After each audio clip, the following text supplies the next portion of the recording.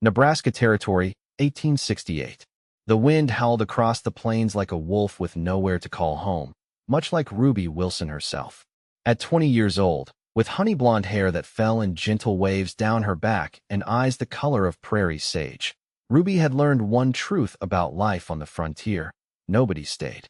Not for long, and certainly not for her. The evening sun cast long shadows across the weathered porch of Wilson's General Store as Ruby swept away the day's dust, her blue calico dress swirling around her ankles. The store, her family's livelihood for the past 3 years, stood as the last remaining piece of the life she'd known. A life that had collapsed like a house of cards just 2 days prior when her father announced they were abandoning their frontier venture. "This godforsaken territory will be the death of us all," her father had declared, slamming his fist on the counter that evening. 2 failed harvests, Indians growing restless to the north, and now your mother's consumption? "We're going back east where people live like civilized folk." Ruby had pleaded, begged even. The store was finally turning a profit.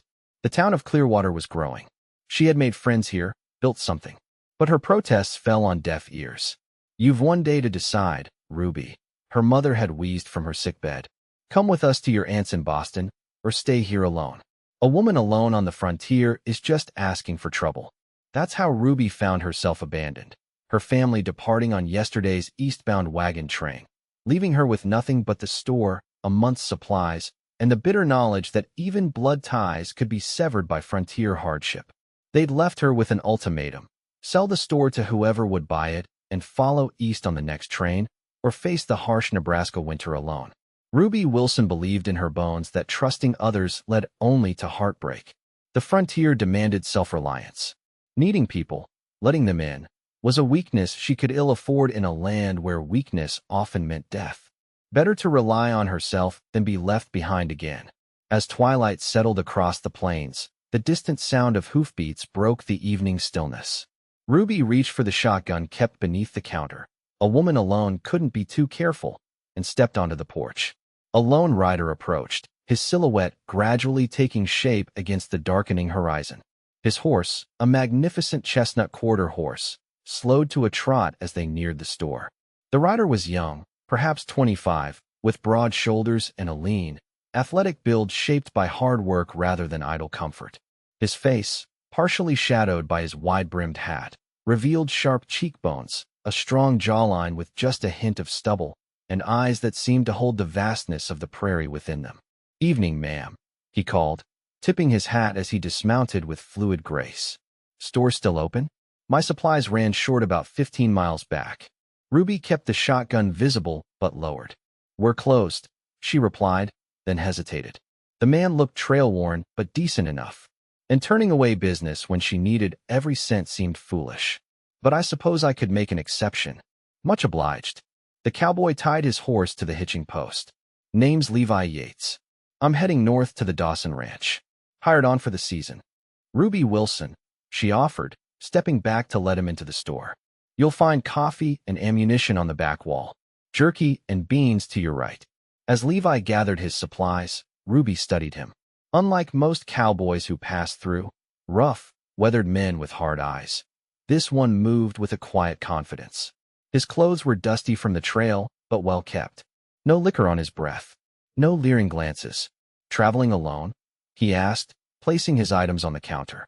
"Not that it's any concern of yours," Ruby replied, tallying his purchases. Levi raised his hands in a placating gesture. "Just making conversation. Most stores like this, there's a family running them. Husband minding the books, wife tending the merchandise, maybe some children underfoot." Ruby's fingers tightened around her pencil. "Well, you won't find that here. That'll be $1.35. As Levi reached for his money, the door burst open. 3 men entered, trail-worn, unshaven, with hungry eyes that landed immediately on Ruby. The leader, a broad-shouldered man with a puckered scar running down his left cheek, smiled unpleasantly.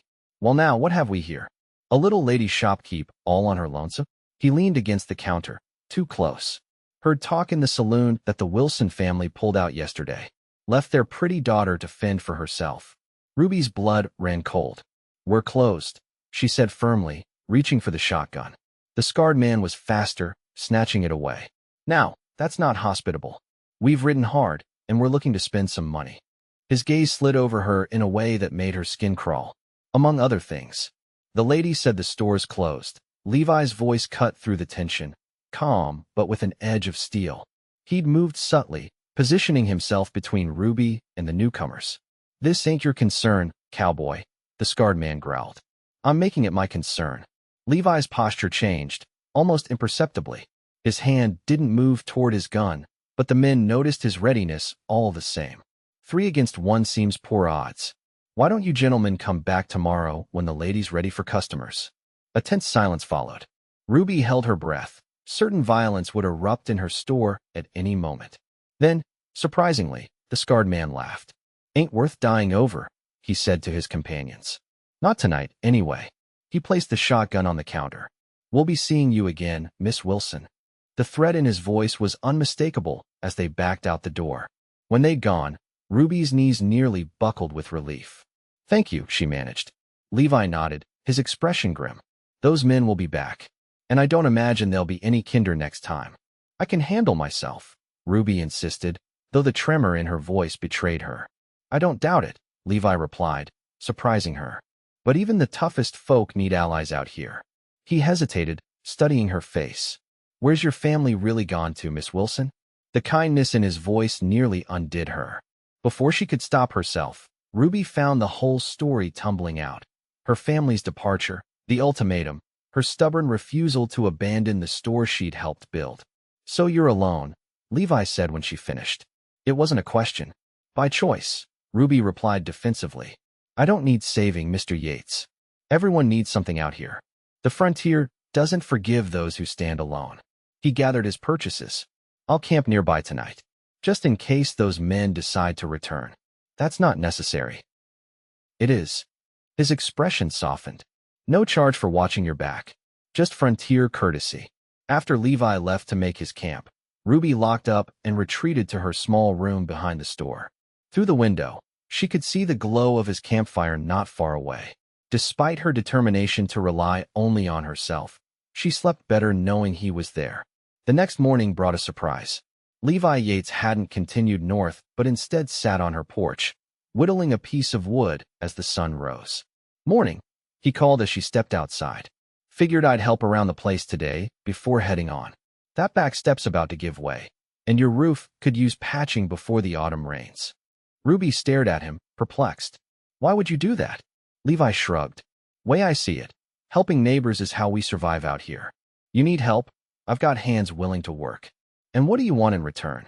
Ruby asked suspiciously. A decent meal wouldn't go amiss, he replied with a slight smile. Been living off trail rations too long. Against her better judgment, Ruby found herself agreeing. As the day progressed, she observed Levi's capable hands repairing her porch, patching the leaky roof, and reinforcing the storage shed's door. He worked steadily, speaking little but humming old trail songs. By midday, Ruby had to admit he'd accomplished more than she could have in a week. Over a lunch of cornbread and beans, Levi finally asked the question that had clearly been on his mind. What's your plan, Miss Wilson? That store's mighty big for one person to run. Ruby stiffened. I'll manage. I don't doubt it. But those men from last night, they weren't just passing through. Looked to me like they were settling in, which means trouble for a woman alone. He leaned forward. When are you heading east to join your family? I'm not, Ruby said firmly. This store is all I have. All I've worked for. I won't abandon it just because everyone else did. Levi studied her for a long moment. Determination's a fine quality, but it won't stop a bullet or keep your door from being broken down. What would you have me do? Give up everything I've built? I'd have you survive, he replied simply.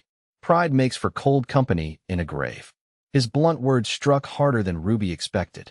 She pushed away from the table, needing distance. You should be on your way, Mr. Yates. The Dawson Ranch is still a day's ride north. Levi didn't move. Dawson can wait another day. I think I'll stay one more night, if it's all the same to you. It isn't, Ruby snapped, then immediately regretted her harshness. This man had helped her, asked nothing in return save a meal. But I suppose one more night won't hurt.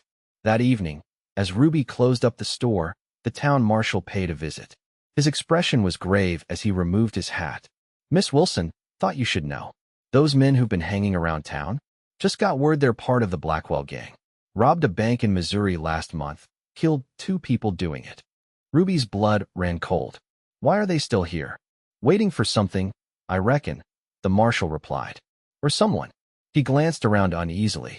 I've sent for help from Fort Kearney, but it'll be 3 days at least before they arrive. You'd be wise to stay with someone in town until then. I'll be fine here, Ruby insisted. The marshal shook his head. Your choice, but I can't guarantee your safety. He nodded to Levi. Evening, stranger. After he'd gone, Levi turned to Ruby. Blackwell gang doesn't leave witnesses. I'm aware of what outlaws do, Mr. Yates. Then you understand why you can't stay here alone tonight. His voice softened. This isn't about your independence, Miss Wilson. It's about surviving until tomorrow. The sincerity in his eyes broke through Ruby's defenses. For the first time, she truly looked at this cowboy who'd appeared from nowhere when she needed help most. There was something in his gaze, not pity, but understanding, as though he knew what it meant to stand alone against impossible odds. One night, she conceded. I'll stay with the Millers in town. Their daughter's a friend. I'll escort you, Levi said, relief evident in his voice. Later, walking through the gathering twilight toward town, Ruby found herself asking, why are you really helping me, Mr. Yates? You don't know me. Levi was quiet for several steps. 3 years ago, I was riding with a cattle drive through Apache territory. Got separated during a storm. Would have died out there if a stranger hadn't found me, nursed me back to health. Never even told me his name. His eyes met hers. I learned something important then. Out here, we're all one bad day away from needing someone's help. And yet you ride alone, Ruby observed. A shadow crossed his face. Easier that way. No one to disappoint. No one to lose. For the first time, Ruby recognized a kindred spirit in Levi Yates, someone else who'd learned that attachment meant vulnerability. But while she'd chosen isolation out of fear of abandonment, what demons drove his solitary path? At the Miller's home, Ruby introduced Levi as a friend helping with the store. Mrs. Miller's knowing smile suggested she'd drawn her own conclusions about their relationship, but she welcomed them both warmly. Before departing, Levi promised to check on the store and return in the morning. Be careful, Ruby said impulsively, touching his arm. Those men. Don't worry about me, he replied with a wink. I'm just a simple cowboy passing through. But as he walked away into the darkness, Ruby couldn't shake the feeling that Levi Yates was anything but simple. Morning arrived with commotion in the street. Ruby rushed outside to find a crowd gathered around the marshal. His face was grim as he addressed the townspeople. Store's been ransacked, he announced when he spotted Ruby. Appears the Blackwell gang helped themselves during the night. Ruby pushed through the crowd, racing toward her store with Levi appearing from somewhere to run alongside her. The sight that greeted them was devastating. Shelves overturned, merchandise scattered, the cash box smashed open. But worst of all, scrawled across the back wall in what looked like coal, next time it's you. Wilson girl Ruby stood frozen in the doorway, the magnitude of her situation finally crashing down upon her. She'd been foolish to think she could protect this place alone. Her family had been right to leave. The frontier was no place for a woman without protection. Pack what you need, Levi said quietly beside her. You can't stay here now. And go where? Ruby whispered. East to my family, with my tail between my legs. Admit they were right about everything. There are other options. Levi surveyed the damage, his expression hardening. The Dawson Ranch is looking for a cook. It's good work, with decent folks. You'd be safe there until you figure out your next move. The offer was practical, sensible even. Yet accepting meant admitting defeat, acknowledging that her dream of independence had been nothing but foolish fancy. I built this store alongside my father, Ruby said, her voice breaking. Every shelf, every inventory list. I can't just abandon it. You're not abandoning anything, Levi replied, his voice gentle but firm. You're choosing to live. Sometimes retreat isn't surrender, it's strategy. Their conversation was interrupted by the marshal, who informed them that the Blackwell gang had been spotted heading north, the same direction as the Dawson Ranch. Ruby saw the change in Levi immediately, a tightening around his eyes, a new tension in his shoulders. We need to leave now, he said, his tone brooking no argument.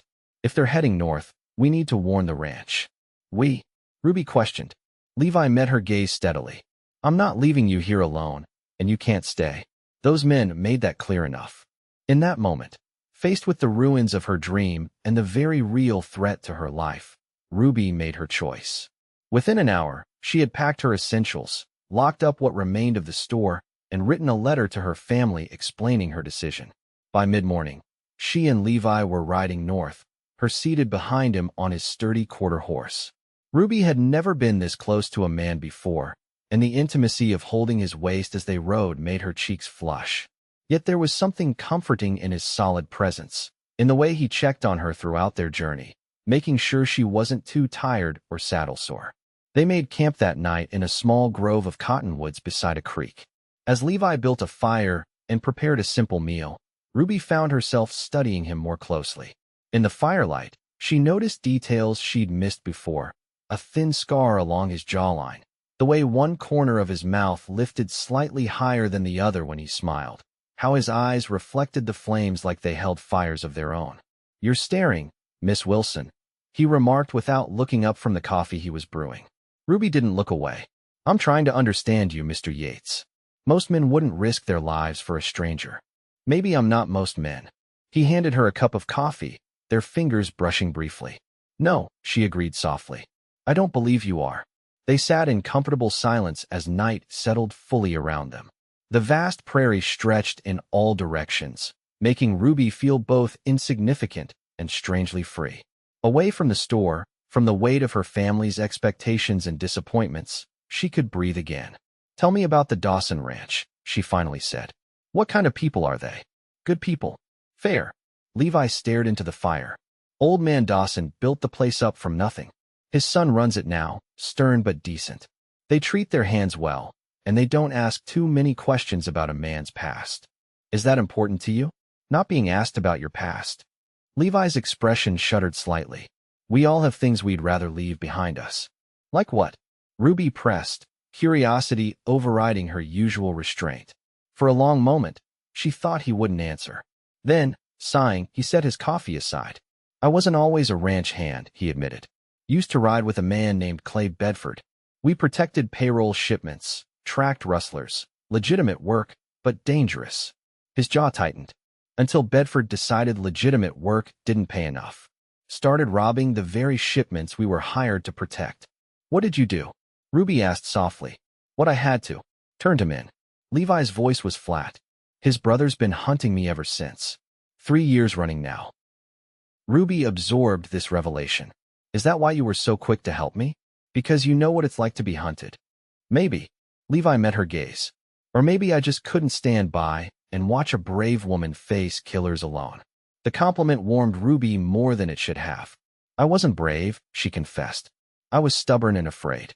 Afraid of proving my family right, that I couldn't survive out here on my own." "There's no shame in needing others, Ruby," Levi said, using her first name for the first time. "The frontier breaks everyone who tries to face it alone. That's why we build towns, form posses, raise barns together." "My father would say I failed," she whispered.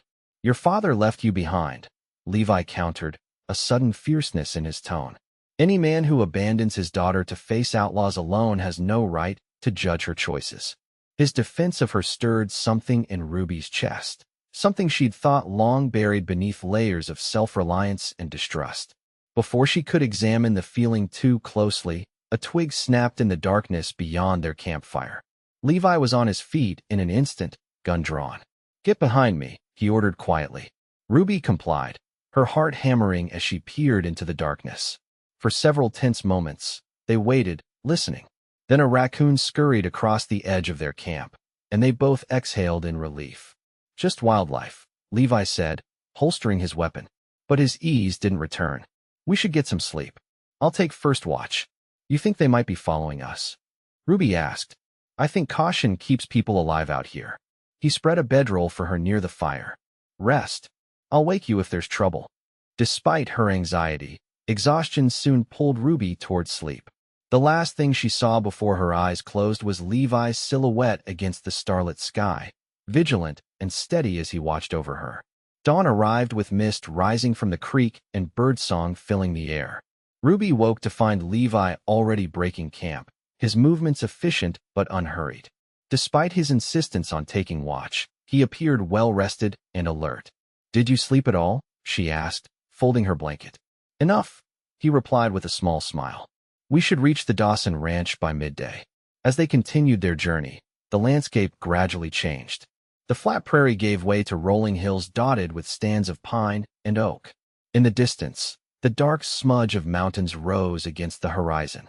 Ruby found herself enchanted by this new territory, so different from the flat expanse surrounding Clearwater. It's beautiful, she remarked as they crested a hill that revealed a vast valley below. Wait until you see it in spring, Levi said. Wildflowers carpet every hillside. Even the most hardened cowpokes stopped to look. There was something in his voice, a genuine affection for this land, that made Ruby wonder if Levi had found something she hadn't yet, a place that felt like home. By early afternoon, they spotted the Dawson Ranch in the valley below, a sprawling collection of buildings surrounded by corrals and pastureland. Cattle dotted the hillsides, and smoke rose from several chimneys. It was larger than Ruby had imagined, almost a small village unto itself. Biggest cattle operation in 3 territories, Levi explained as they descended toward it. Dawson employs 30 men year-round, more during drive season. As they approached the main house, several ranch hands paused in their work to observe them. Ruby felt suddenly self-conscious, aware of her travel-worn appearance and the impropriety of arriving with a man not her husband or relation. A broad-shouldered man with a salt and pepper beard stepped out onto the porch as they dismounted. His weathered face broke into a smile of recognition when he saw Levi. Yates, thought you might have changed your mind about that job offer. His gaze shifted to Ruby, curiosity evident. And who might this be? James Dawson, meet Miss Ruby Wilson, Levi said formally. Miss Wilson needs safe employment, and I recall you mentioning needing a new cook. Dawson studied Ruby with kind but assessing eyes. Can you cook for 20 hungry men, Miss Wilson? I can learn, Ruby replied steadily. I ran a general store until recently. I'm no stranger to hard work. She's being pursued by the Blackwell gang, Levi added in a lower voice. They've threatened her directly. Dawson's expression darkened. Blackwells don't make idle threats. He sighed, then nodded decisively. Well, Miss Wilson, seems you found yourself in need of friends. The Dawson Ranch stands by good people in trouble. He gestured toward the house. My wife will get you settled. Cook's quarters are small but private. If you work hard and follow the rules, you'll be welcome here as long as needed. Relief washed over Ruby. Thank you, Mr. Dawson. I won't disappoint you. As Dawson led her toward the house, Ruby glanced back at Levi, who stood watching with an unreadable expression. Their journey together was ending, she realized with an unexpected pang of loss. Tomorrow he would take up his duties as a ranch hand, and she would begin her new life in the kitchen. Their paths might cross occasionally, but the strange intimacy of their brief time together would fade. That evening, after being shown to her small but comfortable room off the kitchen and meeting Mrs. Dawson, a kind, no-nonsense woman who immediately put her to work helping with supper, Ruby found a moment alone on the back porch. The ranch was settling for the night, lanterns glowing in bunkhouse windows as cowhands retired after their meal. Settling in all right. Levi's voice came from the shadows, startling her. You frightened me, she admonished, but couldn't suppress her smile as he stepped into the lantern light. Yes, I think I will. Mrs. Dawson seems pleased that I know my way around a kitchen. The men will be even more pleased. Cookie's been serving the same 3 meals for 6 months. Levi leaned against the porch railing, his profile etched in gold by the lantern's glow. Dawson's assigned me to the north pasture. I'll be gone for a few days, keeping watch on the herd there. Oh, Ruby tried to hide her disappointment. Well, safe travels then. Levi studied her face. Ruby, about the store. I know what it meant to you. It's just a building, she said, though the words hurt to speak. I was foolish to think I could defend it alone. No, Levi said firmly. Not foolish. Brave. There's a difference. He stepped closer. Most people run from the first sign of trouble. You stood your ground, fought for what was yours, and still lost it in the end. Did you? Levi's gaze was intense. You're alive. You found new work, new possibilities. That's not losing, that's adapting. His words touched something deep within Ruby, a wound that had been festering since her family's departure. Perhaps she hadn't failed after all. Perhaps there was strength in knowing when to stand and when to seek shelter. Thank you, she said softly. For helping me. For seeing me. Levi's expression softened. For a moment, Ruby thought he might reach for her hand, might acknowledge the connection that had formed between them. Instead, he straightened and tipped his hat. Get some rest, Miss Wilson. Ranch life starts early. As he walked away toward the bunkhouse, Ruby couldn't help feeling that something important had been left unsaid between them. The next few weeks passed in a blur of activity as Ruby adjusted to life at the Dawson Ranch. Rising before dawn to prepare breakfast for the cowhands, spending mornings baking bread and afternoons preparing the hearty evening meals the hard-working men required. It was exhausting work, but Ruby found unexpected satisfaction in it.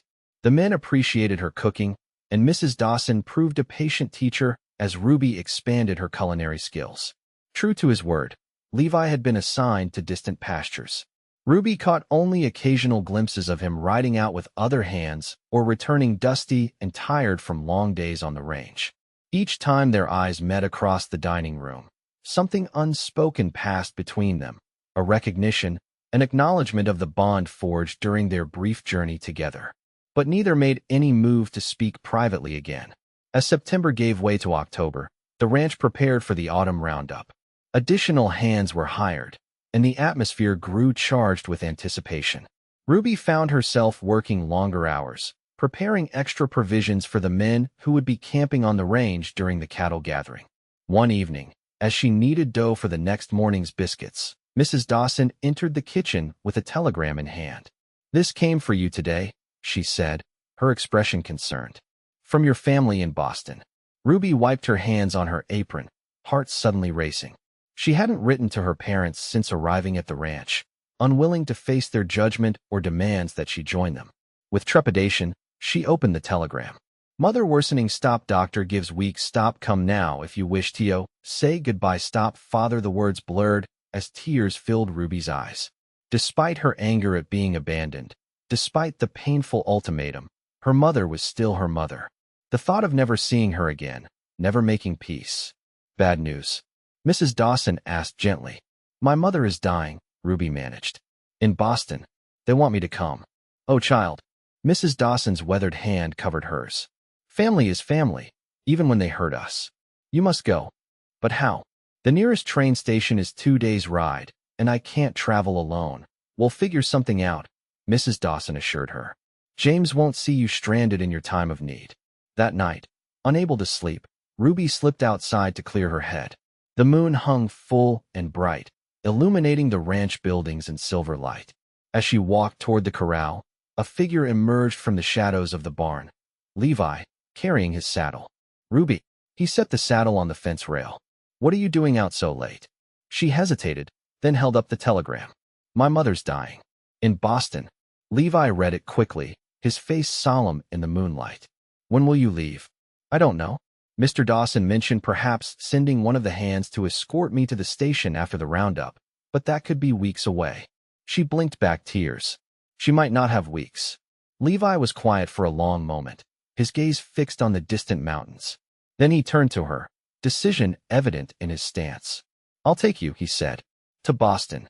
Ruby stared at him, certain she'd misheard. "What?" "You can't." "I can. Dawson will understand. He's a family man himself." Levi stepped closer.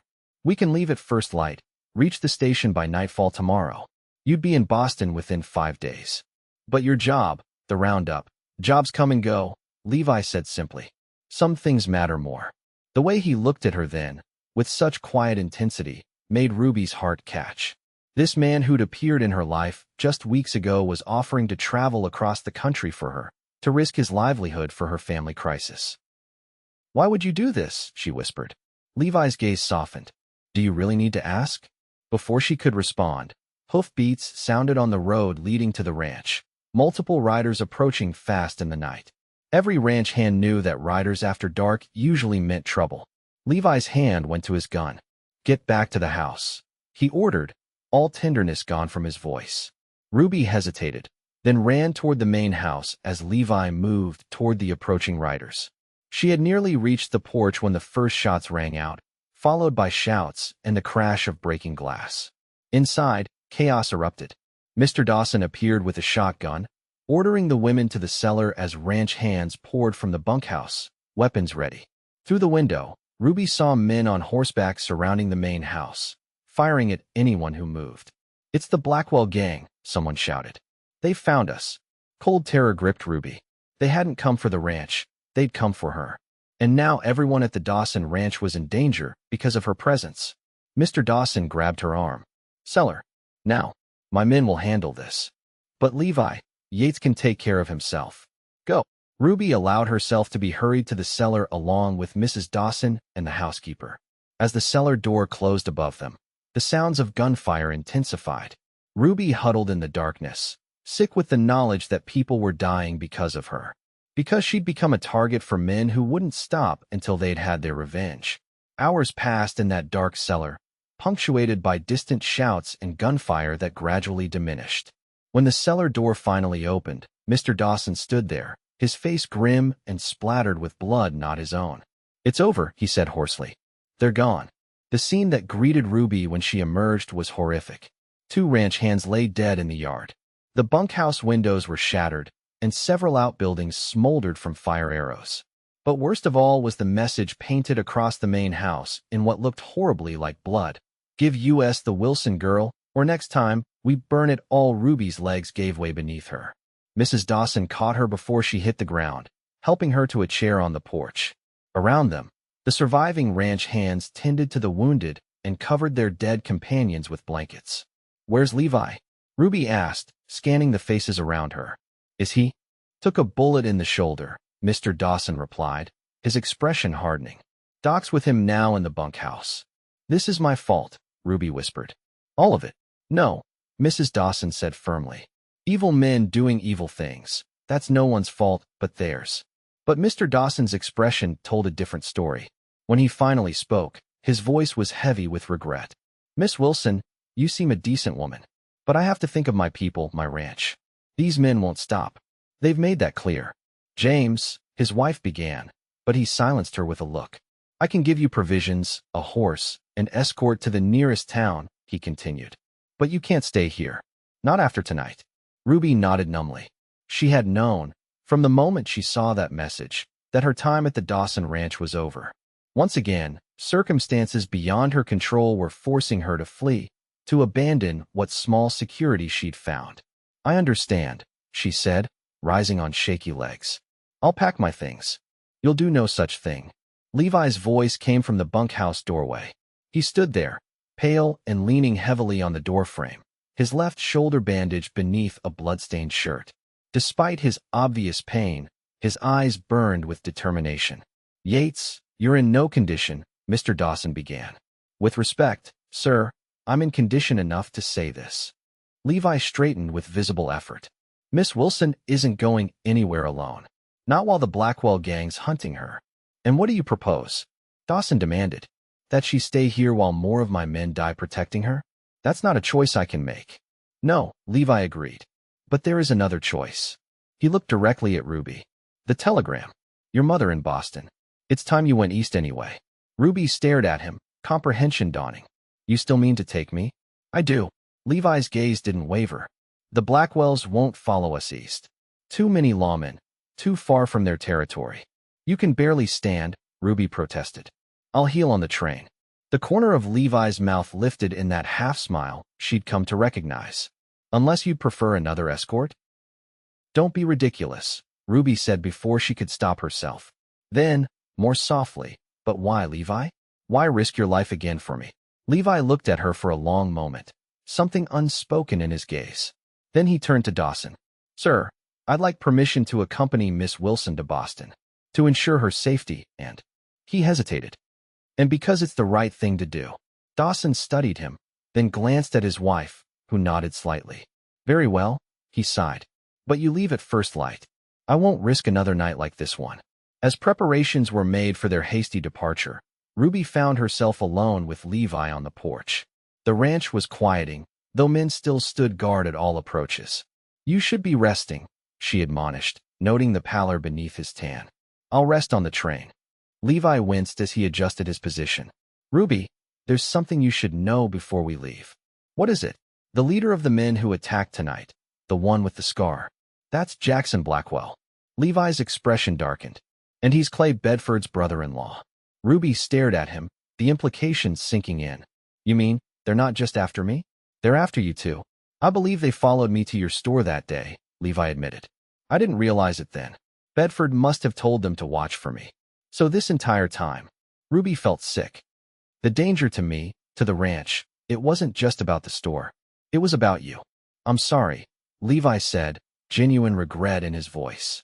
If I'd known they were trailing me, I never would have brought this to your door, or to the Dawsons. Ruby should have been angry. This revelation meant that her life had been upended partly because of Levi's past catching up with him.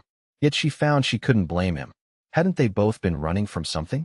Hadn't they both sought safety in the wrong places? We're quite the pair, aren't we? She said with a sad smile.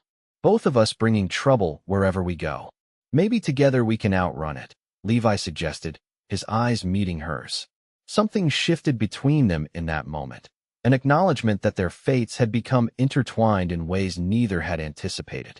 To Boston, then, Ruby said softly. And after that, Levi's gaze held hers. One step at a time. First, we get you to your mother.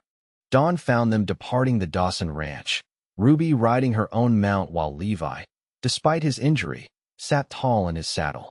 They traveled light but well-armed, pushing their horses as fast as prudence allowed toward the distant railroad town of Oak Ridge. They reached Oak Ridge by nightfall, exhausted but unharried. The town was larger than Clearwater, boasting a proper hotel and restaurant alongside its railroad station. After securing tickets on the morning eastbound train, Levi insisted Ruby take a room at the hotel.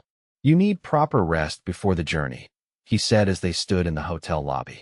I'll keep watch from the room across the hall. Ruby frowned at his pallor and the tight lines around his mouth that betrayed his pain. Your shoulder needs tending first. Despite his protests, she insisted on examining his wound in her room. The bullet had passed clean through, but the ride had reopened the hasty stitches the Dawson's doctor had applied. Ruby cleaned and rebandaged it with supplies purchased from the town apothecary, her touch gentle but firm. You've done this before, Levi observed as she tied off the bandage.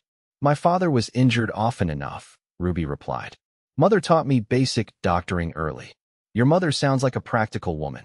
Ruby's hand stilled. She was, before the consumption weakened her. She blinked rapidly.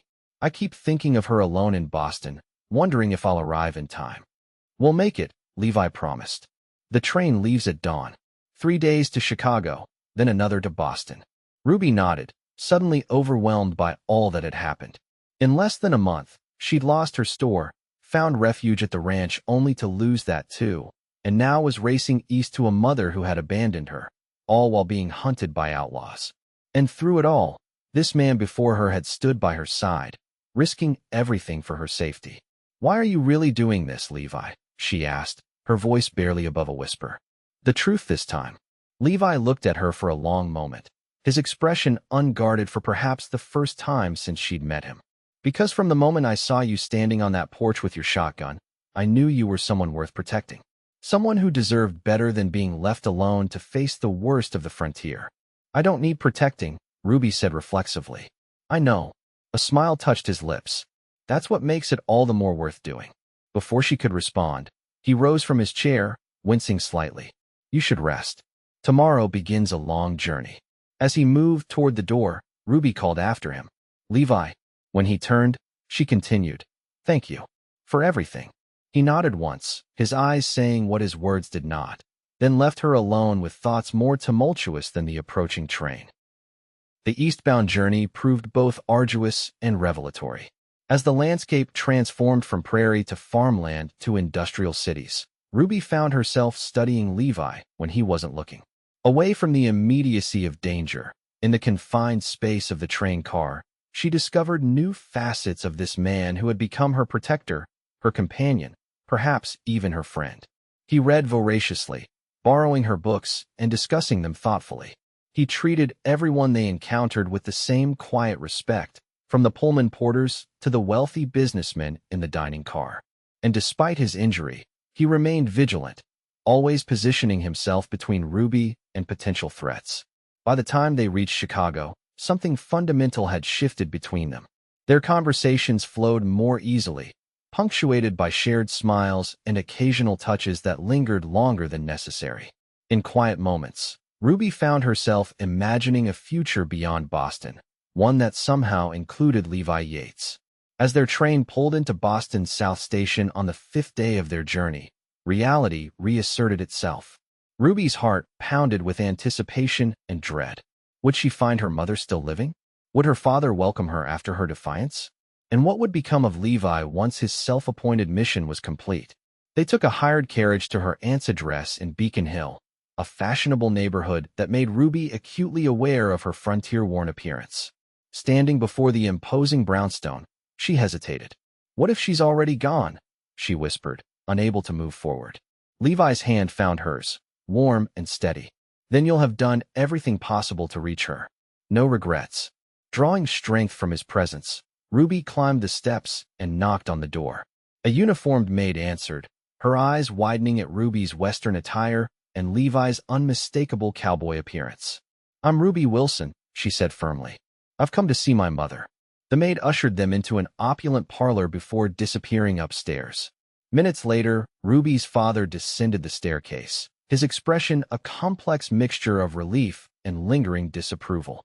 "Ruby," he said stiffly, "you came. How is she?" Ruby asked, forgoing pleasantries. Holding on. His gaze shifted to Levi, who stood respectfully by the door. "And who is this?" "Levi Yates," Ruby replied. "He escorted me from Nebraska. I wouldn't have made it without him." Her father seemed about to question this arrangement, but apparently thought better of it. "Your mother's upstairs. She's been asking for you." As Ruby moved toward the stairs, Levi remained behind. "I'll wait here," he said quietly. Ruby's mother lay in a darkened bedroom, her once vibrant form now frail beneath fine linens. She turned her head as Ruby entered, her eyes lighting with recognition. "My girl," she whispered. "You came." Ruby rushed to her bedside, taking her mother's thin hand. "Of course I came." Their reunion was both joyful and painful. Between labored breaths, her mother asked about the store, about Ruby's journey east. Ruby edited her tale, omitting the Blackwell gang and the danger that had pursued her, focusing instead on her decision to honor family above pride. "I was wrong to leave you," her mother confessed, tears trailing down her hollow cheeks. "Your father insisted, but I should have been stronger. Should have stayed with you." "It doesn't matter now," Ruby soothed, though the acknowledgement healed something broken within her. "I'm here." "And that young man downstairs?" her mother asked with a knowing look that transcended her illness. "He's more than an escort, isn't he?" Ruby hesitated. "He's a friend. He saved me in more ways than I can explain." Her mother squeezed her hand weakly. "The way he looks at you reminds me of your father long ago." Before Ruby could ask what she meant, her father appeared in the doorway. "She needs rest," he said. "You can speak more tomorrow." Reluctantly, Ruby left her mother's bedside. In the hallway, her father's demeanor softened slightly. "Your aunt has prepared a room for you. Your friend can find accommodation at the hotel down the street." "He stays with me," Ruby said, surprising herself with her firmness. "He's traveled across the country to bring me safely to Mother's side. I won't have him dismissed to some hotel." Her father studied her face, seeming to truly see her for the first time since her arrival. "You've changed, Ruby." "The frontier changes everyone," she replied. "Some ways for the better." To her surprise, he nodded. "Very well. I'll have the maid prepare the guest room for Mr. Yates." Downstairs, Ruby found Levi standing by the window, looking distinctly out of place among the velvet draperies and ornate furniture. When she explained the arrangements, relief flickered across his features. "I wasn't sure your family would welcome a dusty cowboy under their roof," he admitted. "They welcome anyone who brings their daughters safely home," Ruby replied. Then, more softly, "Though I'm not sure this is home anymore." Levi's gaze was understanding. "Home isn't always where you start out. Sometimes it's where you end up." That evening, as Ruby settled into her temporary room in her aunt's house, surrounded by luxury that now felt foreign after months on the frontier, she found her thoughts returning to Levi, to the store where they'd met, to their journey together, to the future that suddenly seemed both uncertain and full of possibility. The next week passed in a strange limbo. Ruby spent her days at her mother's bedside, treasuring their reconciliation while watching her slip away a little more each day. Her father, initially stiff and formal, gradually warmed as he witnessed Ruby's gentle care for her mother and observed her interactions with the Boston society she'd once been part of. Levi, meanwhile, seemed determined to fade into the background. He spent his days exploring Boston, returning each evening with observations about the bustling city that made Ruby smile despite her grief. He was unfailingly polite to her family but maintained a careful distance, as though conscious of his role as a temporary escort rather than a permanent fixture in her life. One evening, as Ruby's mother slept peacefully under the effects of the doctor's laudanum, Ruby found Levi on the small garden terrace behind the house. He stood gazing at the sunset, his usual canvas duster replaced by a proper coat her aunt had insisted on providing. "You look almost civilized," Ruby teased, coming to stand beside him. Levi smiled ruefully. "Don't let appearances fool you. I'm still just a cowboy beneath these fancy clothes." "And thank goodness for that," Ruby replied. "I've had my fill of civilized Boston men this week, so concerned with business and social standing that they've forgotten how to simply be human." A comfortable silence fell between them. Then Levi spoke, his voice carefully neutral. "Your father mentioned at breakfast that he hopes you'll stay, that he's found a suitable position for you with a friend's business." Ruby sighed. "He has great plans for reintegrating me into Boston society. A respectable job, proper introductions to eligible bachelors, a chance to forget my frontier misadventure, as he calls it." "And is that what you want?" Levi asked, still not looking at her. "To stay here." Ruby studied his profile, wondering what thoughts moved behind those guarded eyes. "My mother has days, perhaps a week left. I'll stay until the end." She hesitated. "After that, I'm not sure Boston holds much for me anymore." Now Levi turned to her, something like hope flickering in his expression. "And what of the frontier? After everything that happened, could you return?" "The frontier's vastness has settled in my bones," Ruby admitted. "Boston feels confining now. All these rules about who may speak to whom, who may visit when, which fork to use for fish. I find myself missing the simplicity of the ranch. The honesty of it. The danger, too?" Levi asked with a raised eyebrow. "Not that," Ruby laughed softly. Then, more seriously, "Levi, you've never said what you intend to do after." He looked away again. "I've been offered work on a cattle drive heading to Wyoming. Good pay. New territory, far from Bedford's reach." "Wyoming," Ruby echoed, her heart sinking. "When would you leave?" "Train leaves in 3 days." His hands gripped the terrace railing. "I've already stayed longer than I intended, but I couldn't." He stopped abruptly.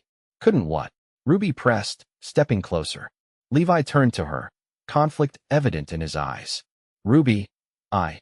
The terrace door opened, interrupting whatever he'd been about to say. The maid stood there, her expression grave. "Miss Wilson, your mother is asking for you. The doctor says it's time." The next hours passed in a blur of grief and ritual as Eliza Wilson slipped away, surrounded by her family. Ruby held her mother's hand until the end, whispering forgiveness and love as the life faded from her eyes. Afterward, she found herself swept into the efficient Boston machinery of death. Undertakers summoned, funeral arrangements made, condolence calls received. Through it all, Levi remained a steady presence, somehow knowing when to stay close and when to give her space.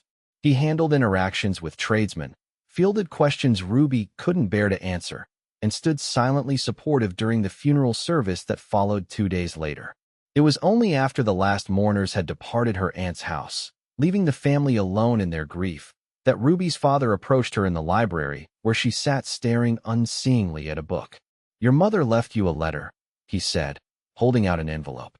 "She wrote it the day before you arrived, in case." Ruby took it with trembling fingers. "Thank you." Her father hesitated, then sat across from her. "Ruby, about your future. I've been thinking perhaps Simmons' offer isn't quite right for you after all." She looked up, surprised by this change of heart. "You've grown into a remarkably capable woman," he continued awkwardly. "Your mother saw it immediately. Said the frontier had given you a strength I was too blind to recognize." He cleared his throat. "What I'm trying to say is, whatever you decide to do next, you have my support, and a portion of your mother's inheritance to see you established." Tears filled Ruby's eyes, not for his offer of financial support, but for the recognition she'd so desperately sought when they'd left her behind. "Thank you, Father." After he'd gone, Ruby opened her mother's letter with shaking hands. My dearest Ruby, if you are reading this, I have gone to my rest. Know that my final days were made complete by your return and the reconciliation between us. My greatest regret was leaving you behind, not because I doubted your capability, but because I feared for your safety. I see now that my fear did you a disservice. I have observed the young man who brought you to us. He looks at you as though you were the sun breaking through storm clouds.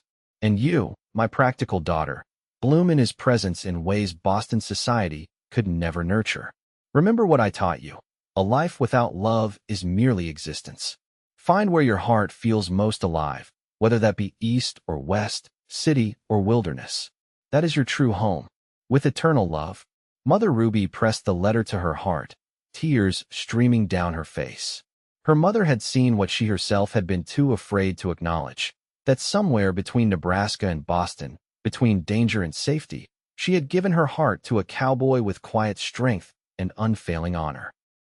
But tomorrow's train would take him away to Wyoming, and she had given no indication that she might wish for anything beyond the companionship of their journey. Pride and fear had kept her silent, just as they had kept him from speaking on the terrace. Unless Ruby found Levi in the small guest room, packing his few belongings into a worn leather saddlebag. He looked up as she entered, his expression carefully neutral.